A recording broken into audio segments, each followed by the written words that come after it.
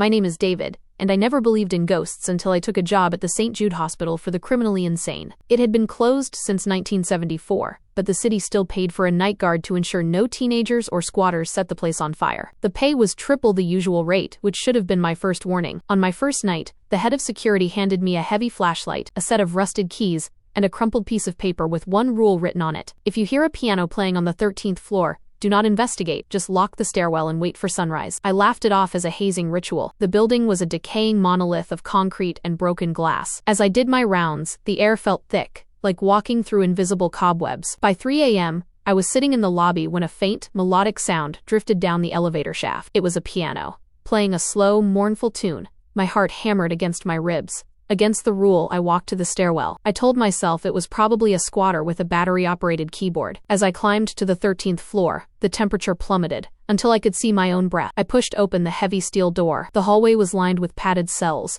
their doors hanging off the hinges. The music was coming from the very end of the hall, from the old recreation room. I shone my light inside and saw a grand piano, covered in decades of dust. The keys were moving by themselves, pressing down as if played by invisible hands. I froze, unable to breathe. Suddenly, the music stopped. A voice, cold and raspy, whispered directly into my ear. "You're late for your session, David." I spun around, but the hallway was empty. Then, every single cell door in the hallway began to slam shut and open simultaneously, creating a deafening rhythm of crashing metal. I ran for the stairs, but the door I had just come through was locked from the outside. I was trapped on the 13th floor. I looked back at the piano room and saw a figure. A tall, emaciated man in a tattered patient gown.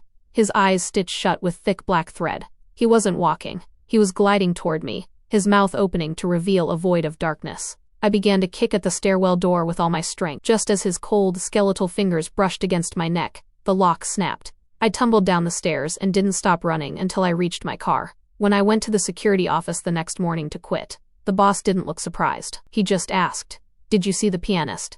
I told him I saw a man with stitched eyes. He turned his monitor toward me and showed me a newspaper clipping from 1968. It was a photo of a patient who had been lobotomized and had his eyes stitched shut after he claimed he could see the demons that lived in the hospital walls. The man in the photo was the exact same person I saw. I didn't take my paycheck. I never went back. But now, every night at 3 a.m., I hear a faint piano melody coming from my own basement, and my basement door, which I lock every night, is always standing wide open when I wake up.